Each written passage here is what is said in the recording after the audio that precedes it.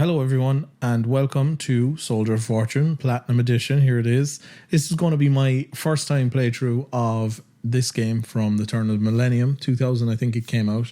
Now, I have played it before when I was younger. I had a demo of it that came from 1999, I think, on an old PC magazine. And I used to play the absolute shit out of that demo all the time. So I'm quite familiar with the first two levels, and this is my copy that I bought later on. I have played, I think, up until maybe level 5 or something like that. Something like that. I have played up to around level 5, I think. But I can't for the life remember really what happens past level 2. So this is going to be my first proper playthrough. I'm going to play through the whole game with you. You can play along if you want. I don't know how I'm going to break up the episodes yet, because obviously I'm not going to play it all in one sitting. Interesting thing about this game, obviously, is that it was rated M for mature audiences only at the time. It was definitely quite a controversial game due to its gore. The gore is quite quaint now at this stage, but here we are. This is the world we live in. I also think the character that we play as is potentially one of the worst named characters of all time, John Mullins. He actually is a real dude. I think he's an old ex-Navy SEAL, or I think he was a soldier in the Vietnam War or something like that.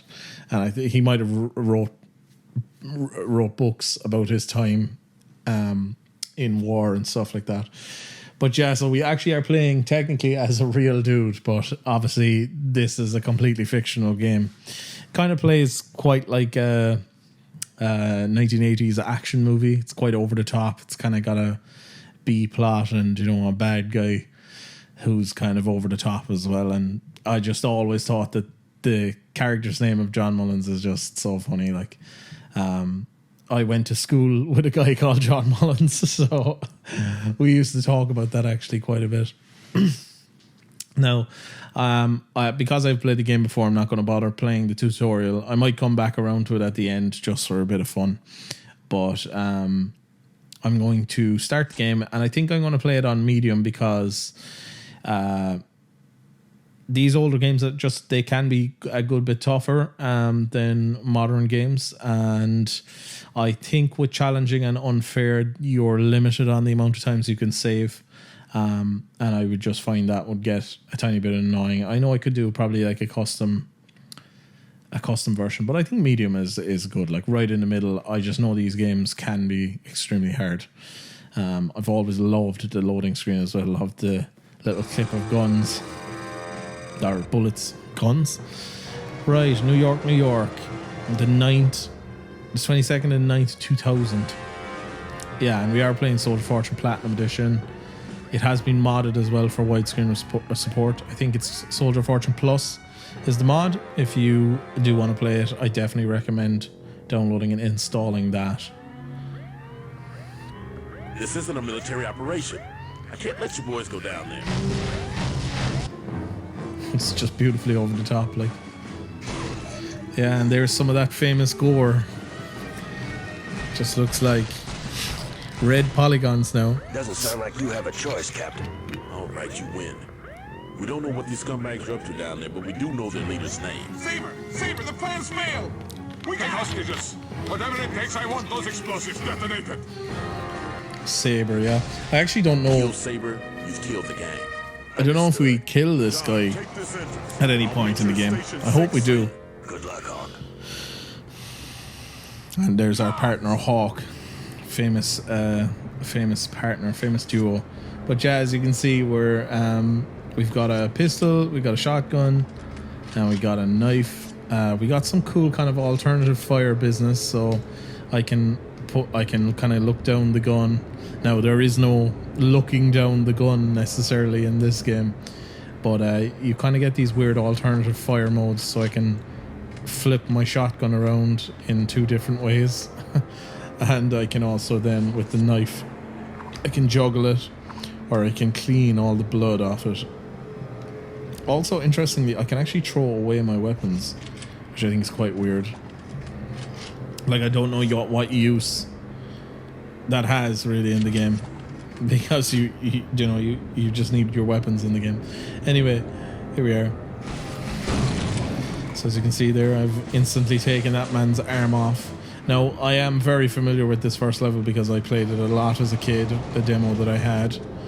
So I kind of do know the enemy placements of this level.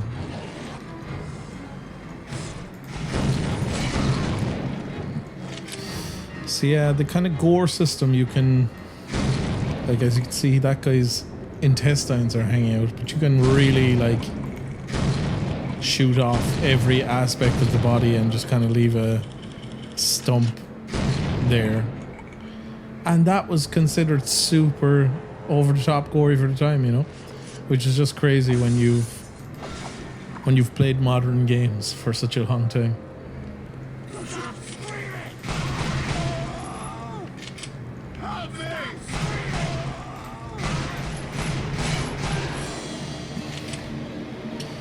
Brilliant. So there's 2 freed hostages, and yeah, as a kid I used to just play around in these areas quite a lot, going around fucking blowing up TVs, and a lot of stuff is breakable in the environment, which I think is quite cool. Give us back the knife. So you can break pretty much any object that isn't like part of the geometry. So these are obviously like chairs of some description. Anyway, oh yeah. Right, that actually blows up and does damage to me, so I won't use that. But yeah, I used to just spend so much time, because you know, you as a kid you have such little games.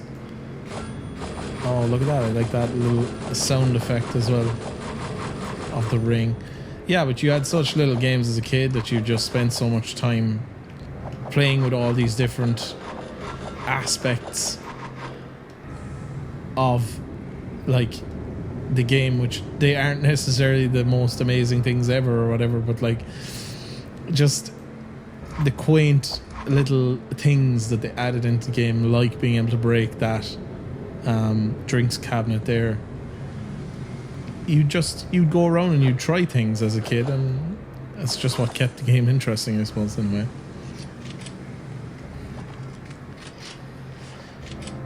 And it was so novel, I suppose, back then to see something like that, you know. Anyway, I know if I look in this screen now, I get 203 guys this time.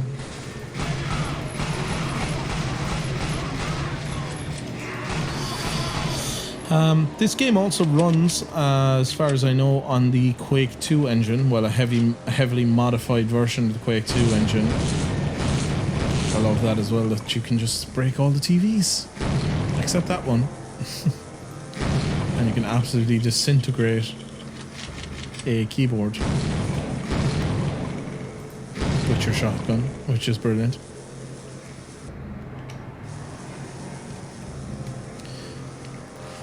Yeah, so it runs on a heavily modified Quake 2 engine, and which is quite interesting. I don't know if you can see it now on your screen, but if you look at the knife and hand as it slightly moves, it's kind of waving.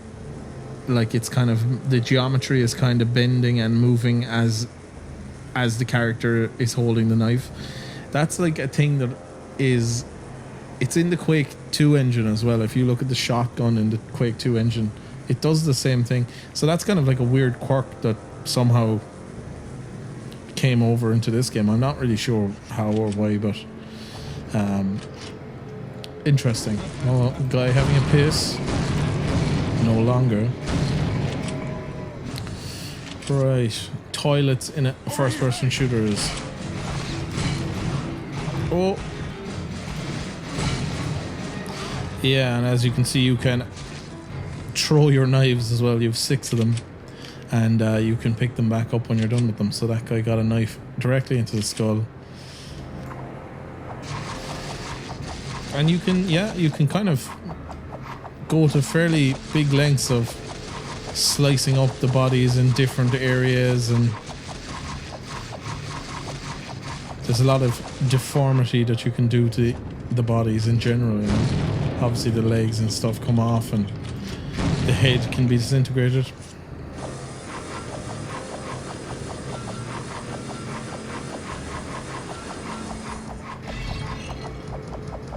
Oh. But yeah, and you can pretty much break every toilet, I think, in the game.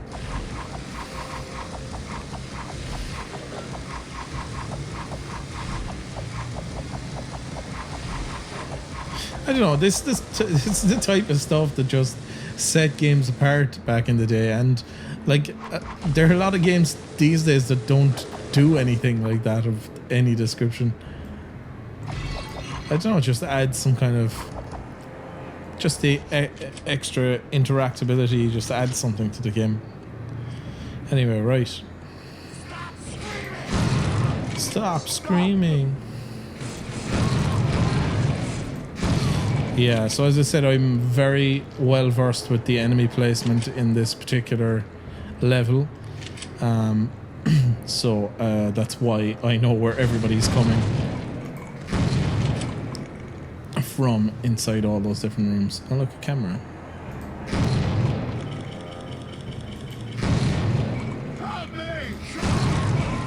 Oh, shot that guy. I think he's okay though. Look at him limp away. Fair play, man. Fair play. You get out of here. Call 911. I am 911. I wonder now, because I've broken the camera, will it still... I can't use the screen anymore. So it has broken it. That's interesting. Good luck to that man. So yeah, it is very much like a Die Hard movie or some kind of Schwarzenegger film from the 80s. Quite over the top. Bit of fun. Oh yeah, they like to kind of wail and die on the ground. As you can see down the bottom of the screen as well, there is a little... Oh.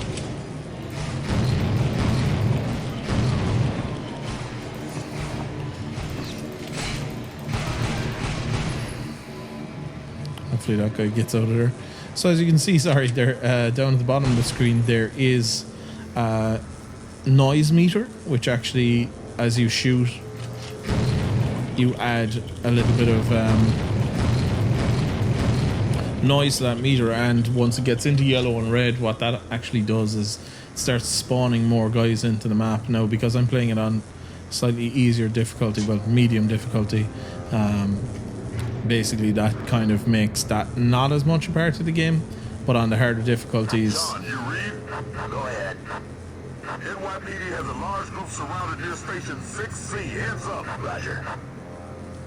Yeah, on the harder difficulties, guys basically just keep pouring in as you make noise, and it just gets annoying, really, more than fun. And sure, that's why it's called unfair mode. But yeah, the people just they start coming out of the walls basically as you make noise.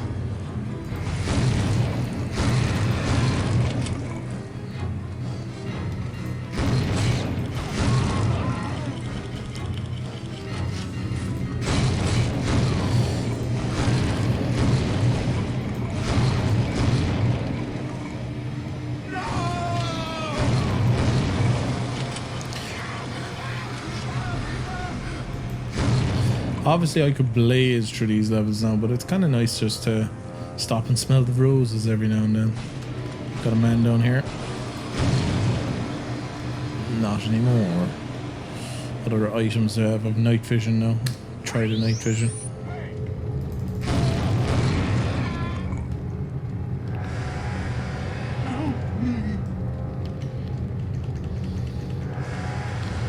Hey, help you, man. Get out of here. It's like a homeless guy living down the train tracks. I think I'm right in thinking, yeah. Got out of the way of that train just in time. Stop! Police!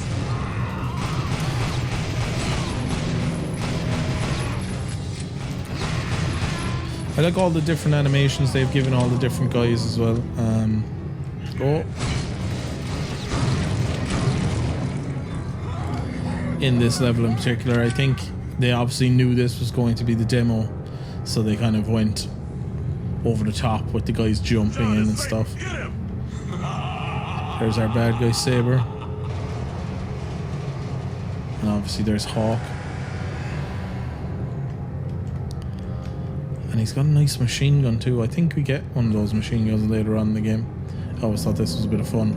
That you could come up to the guys and go, yeah! If I can, yeah! Just give them little pokes, you know?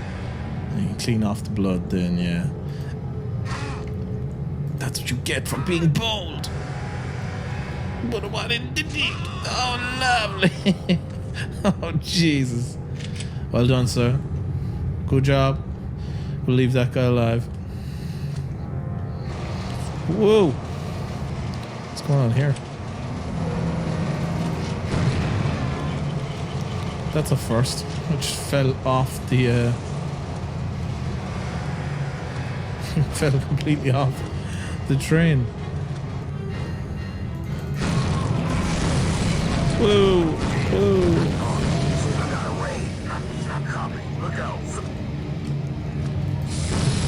The Saber got away. Alright. I think that's mission 1 complete. This one's over, John. Just got word from the shop. Something big has happened. Much bigger than than this a gang war. Yeah, so the shop, we'll be going to the shop I think at some stage. Not the shop to buy any food or anything, but the shop is like John Mullins' version of MI6 to James Bond. 25 miles of Kazakhstan, is it? Kazakhstan?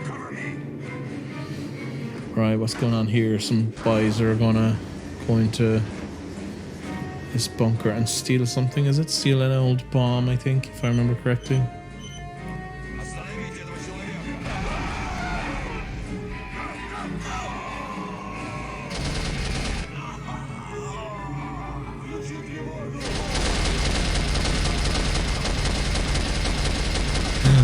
It's just so over the Sources in top. Russia report that an unknown organization stole 4 nukes from an underprotected stockpile near Kazan last night.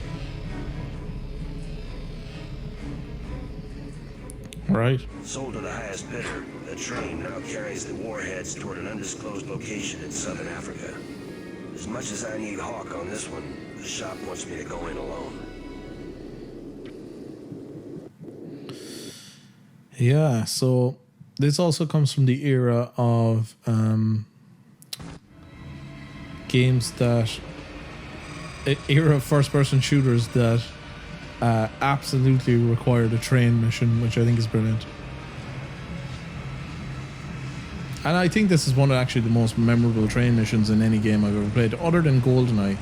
GoldenEye obviously has a great train mission.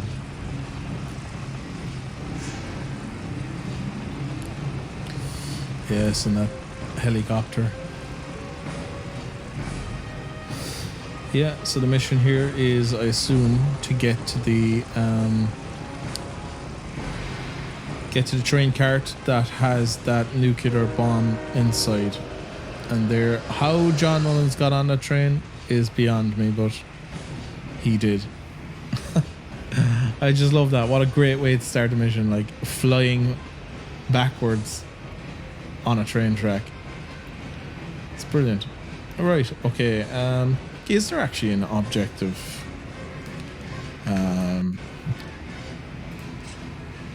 Can I look at objectives of any description? Left alt. Ah, here we are. Nuke retrieval. Deep cover information has reported that the 4 stolen nuclear warheads are being transported via the train to an undisclosed African location. The shop requires that you find the 4 warheads and deal with them appropriately. Any and all lengths must be made to stop these warheads from falling into the wrong hands. I've 5 saves left. Is that forever or is that just this mission? Find and destroy any and all weapons of mass destruction. Terminate any terrorist threat. I've got a combat knife, handgun, shotgun, flashback, and C4 again. Okay, left alt is that button. Right, let's go. This mission can be completed very quickly, if I'm right in thinking. especially because, again, it's a mission that I know very well from playing it back in the day.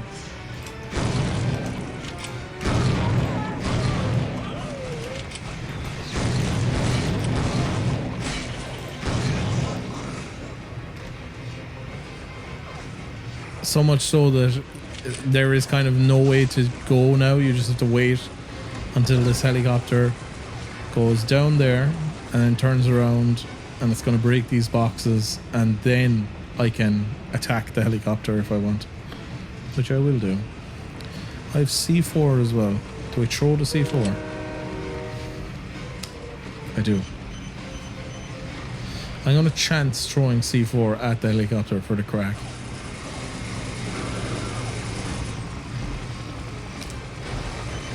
No, didn't work. Oh, nearly fell off the train there. Yes, and as you can see, I am jumping over the bullets of the helicopter.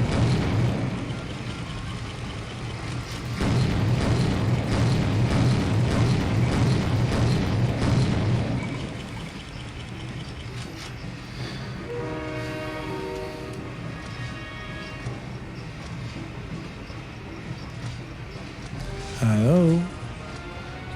Come back. You can 100% blow it up. Okay, here we go again.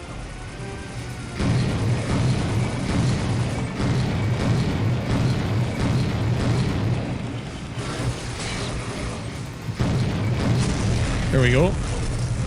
It just took all of the bullets I had in the shotgun. Oh. Okay, I think I picked up a sniper rifle there. I sure did. Oh, Jesus. They're ready for me.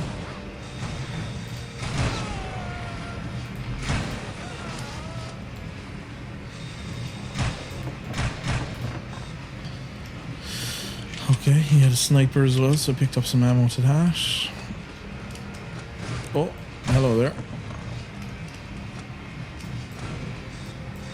Okay, we're gonna zoom in.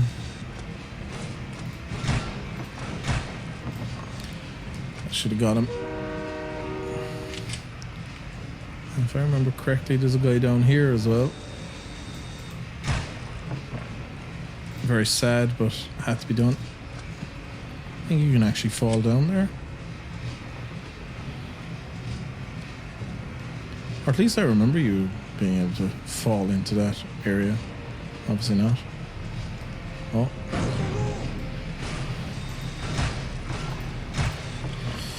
And there we go, we're at the front of the train.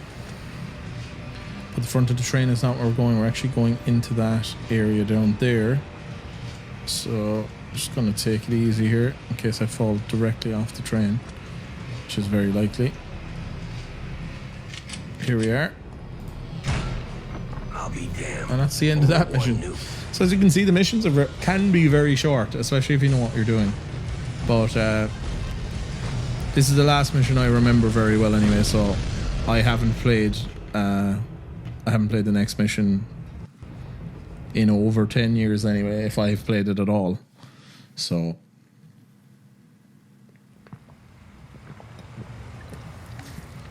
right, so here we are. I think this is the shop, so this is actually the headquarters where all our little secret agent business goes on. My mission objectives have been updated. Behind the facade of Lasky's bookstore lies a top secret bunker where information and equipment is disseminated from the shop. The location is owned and operated by Sam Gladstone, a cover operation for the shop for many years. Sorry, cover operative. Make contact with Sam and Hawk, so Hawk is going to be here as well. Familiarize yourself with the upcoming mission and get moving. We're running out of time. Make contact with Sam, equip yourself with your next mission. Okay, can do. Missing child. Wanted for burglary. That guy looks like Ted Bundy. Okay, here we are. Leave me alone, thank you. Oh, leave me alone, thank you. I don't know you. You don't? What do you want? I want to talk. I'm John Mullins. Don't you know? I don't know you. I know you though. Ooh, you're Gordon Freeman. Can I take a piss? No. Okay, let's talk to Sam here. Excuse me, I'm looking for a back issue of Soldier of Fortune magazine, July 89. I think I can help you. I love 3D models from this era. I just think they're brilliant. I wish games still looked like this. Or I wish they made more games that looked like this.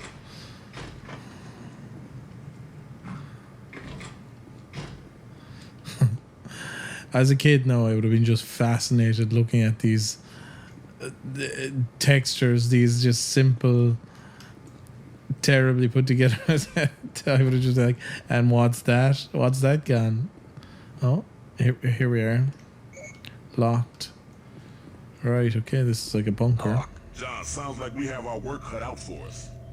3 more nukes, each one in a hotbed of its own. What's first? Kosovo.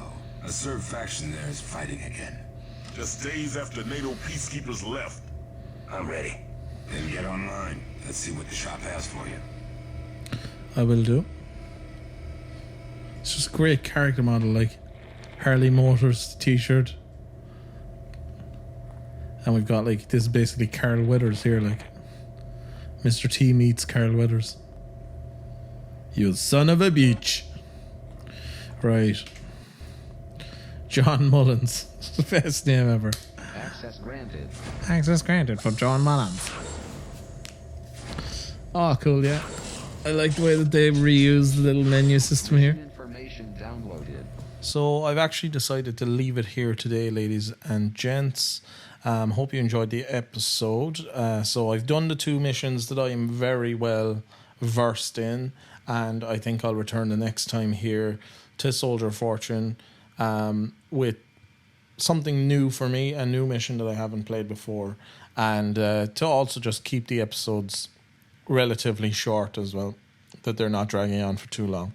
So see you next time. Thank you very much.